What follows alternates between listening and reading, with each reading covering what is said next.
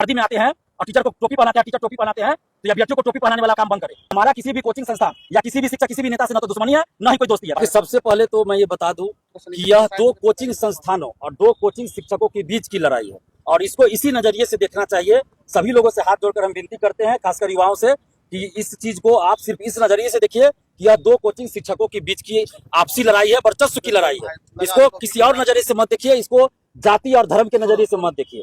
और हम यही अपील करेंगे सबसे पहले कि इन कोचिंग शिक्षकों के बीच या आगे भी इस तरह की घटना दोबारा न हो, इस चीज को ध्यान में रखा जाए और प्रशासन को भी इसमें बीच बचाव का रास्ता अपनाना चाहिए। एक समन्वय समिति बनाना चाहिए जिसमें पटना के कुछ वरिष्ठ जो शिक्षकगण हैं, कोचिंग शिक्षक है वो रहे, पटना यूनिवर्सिटी के शिक्षकगण रहे, कुछ एडवोकेट रहे जो बड़े माने उम्र में जो बड़े हैं वो लोग रहे, कुछ रिटायर्ड जज रहे। अगर लगे उनको कि हमारे जैसे छात्र नेता को भी रखे तो रखे, अगर नहीं जरूरत लगे तो नहीं रखे, लेकिन बुद्धिजीवियों की एक टीम बनाए ताकि आगे भी, और ये पहली बार ऐसा नहीं हुआ है, इससे पहले भी पटना में कोचिंग संस्थानों के बीच मारपीट, पत्थरबाजी और बमबाजी ये सब होता रहा, लेकिन मीडिया में इतना नहीं चला, नेशनल चैनल पे नहीं चला। लेकिन इस बार जिस तरह की घटना हुई और इसको जिस तरह से मीडिया में रखा गया बात, तो गोलीबारी और ये पत्थरबाजी की बात, तो इससे बिहार की छवि खराब हुई है।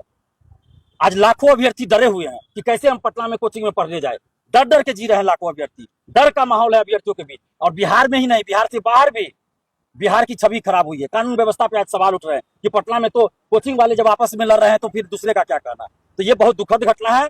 शिक्षकों को भी चाहिए कि ऐसी घटना न हो, इसका ख्याल रखे, और आपस में कुछ मनमुटाव है, मतभेद, तो आपस में मिलकर समझाए। अरे छात्र जब लड़ते हैं तो शिक्षक समझाते हैं, और जब शिक्षक ही आपस में इस तरह से दो बड़े बड़े शिक्षक लड़ेंगे तो कौन समझाएगा। तो इसलिए शिक्षक जितने भी है आपसी गुटबाजी बंद करे और आपस में मिलजुल कर रहे हैं, एक अच्छा संदेश दे। और यहाँ पर जो रोशन आनंद सर है, ज्ञान बिंदु कोचिंग के डायरेक्टर, उनको अगर जेल नहीं भेजा जाता तो मामला आगे नहीं बढ़ता। तो पुलिस ने भी इसमें ज्यादा ही कुछ तत्परता दिखा दिया। पुलिस को चाहिए था, जिला पटना पुलिस को, कि थोड़ा संयम रखते, सभी पक्षों को सुनते, पूरा जांच अच्छे से करते, 2-3 दिन वेट करते, पूछताछ के लिए लाया गया, उनको छोड़ दिया जाता, फिर पूछताछ के लिए लाया जाता, वेट करते कुछ दिन। लेकिन हड़बड़ी में तो पूछताछ के लिए लाया गया और जेल भेज दिया गया। इसी से मामला बिगड़ गया। और जो रोशन आनंद सर के समर्थक हैं, छात्र हैं, वो अब सवाल कर रहे हैं कि जब रोशन आनंद सर पे आरोप लगा पत्थरबाजी कराने का, जबकि सीसीटीवी फुटेज में रोशन आनंद सर नहीं दिख रहे हैं, तो उनको जेल भेज दिया गया। लेकिन सीसीटीवी फुटेज में दिख रहा है कि खान सर के गार्ड जो है वो फायरिंग किए, तो फिर खान सर को अरेस्ट क्यों नहीं किया गया, जेल क्यों नहीं भेजा गया। ये सवाल रोशन आनंद सर के समर्थक और उनके छात्र छात्राएं कर रहे हैं, और वाजिब भी है। हम सरकार से ये मांग कर रहे हैं, जिला प्रशासन, पटना पुलिस से मांग कर रहे हैं कि रोशन आनंद सर को रिहा कीजिए जल्द से जल्द, और दोनों शिक्षकों के बीच वार्ता करवाइए और पटना के सभी कोचिंग शिक्षकों के बीच वार्ता करवाइए, ताकि आगे इस तरह की घटना न हो। और खान सर को भी चाहिए, देश भर में ही नहीं पूरे विश्व में खान सर प्रसिद्ध है, तो उनको चाहिए था कि बड़ा दिल दिखाते, और इस तरह की घटना हुई तो रोशन आनंद सर से डायरेक्ट बात करते कि हाँ रोशन जी, ऐसी इस तरह की घटना आपके स्टाफ कर रहे हैं, जो उनको समझाए ऐसा क्यों कर रहे हैं। उन्होंने भी ऐसा नहीं किया, तो उनको भी करना चाहिए था। और खान सर पहले बोले कि गोलीबारी हुई है, फायरिंग हुई है, रोशन आनंद सर के स्टाफ ने किया, लेकिन बाद में वो पलट गए। फिर सीसीटीवी फुटेज में आया कि खान सर के ही बॉडीगार्ड और उनके गार्ड स्टाफ कर रहे हैं फायरिंग।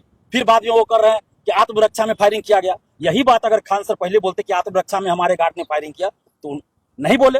तो अब जो है जिला प्रशासन को भी चाहिए कि रोशन आनंद सर को जल्दी बाहर किया जाए, ताकि मामला आगे ना बढ़े। और खान सर को भी, और कुछ लोग ऐसे हैं जो हम पे आरोप लगाते हैं, हिंदू मुस्लिम करने लगे हैं। तो भैया, दिलीप कुमार का इतिहास 11 साल का देख लीजिए।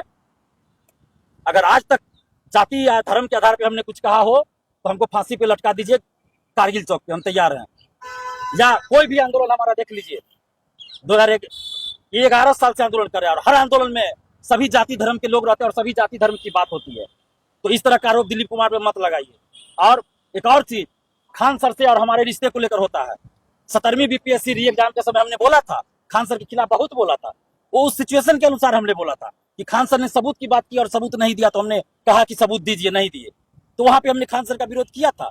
और अभी जिस दिन खान सर 10:30 या 10:15 बजे के आसपास जो घटना हुई और सारे चैनलों पे चलना शुरू हुआ था कि खान सर के कोचिंग में फायरिंग, खान सर के कोचिंग में फायरिंग, सारे नेशनल चैनल पे चलना शुरू हुआ। हमको जैसे ही पता चला, फेसबुक हम खोले देखे, हमने तुरंत खान सर को मैसेज किया। अभी भी हम मैसेज दिखा सकते हैं, हमने मैसेज किया खान सर को, उनके बारे में जानकारी ली कि आप ठीक है या नहीं है, क्या हुआ नहीं हुआ।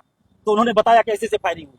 अगर हमको खान सर से पर्सनली कोई दुश्मनी होती तो हम उनको मैसेज क्यों करते उतनी रात को? 11 बजे हम मैसेज किए और 11:30 या पौने 12 बजे या 12 बजे वो जवाब दिए। खान सर को पर्सनल मैसेज किए थे? बिल्कुल, हमने पर्सनल मैसेज किया है। तो हमारा किसी भी कोचिंग संस्थान या किसी भी शिक्षक, किसी भी नेता से ना तो दुश्मनी है, ना ही कोई दोस्ती है भाई। हम मुद्दे के आधार पे बोलते हैं, छात्र हित में बोलते हैं। और छात्रों के लिए हम आज फिर बोल रहे हैं कि आज जो कोचिंग संस्थानों के बीच इस तरह की बात हुई है, तो इससे छात्रों का नुकसान हुआ। इन दो कोचिंग संस्थानों के बीच वर्चस्व की लड़ाई में आज छात्रों का जो सबसे बड़ा मुद्दा था TRE-4, छात्रों का जो सबसे बड़ा मुद्दा था बिहार दरोगा मेंस में पेपर लीक, छात्रों का जो सबसे बड़ा मुद्दा था देश भर में नीट पेपर लीक, वो सारा मुद्दा दब गया। और पूरे देश के चैनल में, नेशनल चैनल तक, लोकल चैनल, यूट्यूब चैनल, अखबार, सब में भर गया खान सर वर्सेज रोशन आनंद। तो इससे अभ्यर्थियों को नुकसान हुआ है। अभ्यर्थियों से यही आग्रह करें कि आप एकजुट रहिए और अपने हक के लिए आवाज उठाइए सोशल साइट पे और पढ़ाई करते रहिए। और दोनों कोचिंग संस्थानों से आग्रह करेंगे कि बात को आगे मत बढ़ाइए। उनके जो भी मैनेजमेंट देख रहे हैं, जो भी शिक्षक हैं, सबसे आग्रह करते हैं कि आपस में मिलजुल कर रहिए, भाईचारा बनाइए और छात्रों को सही राह दिखाइए, छात्रों को उकसाइए मत किसी चीज के लिए।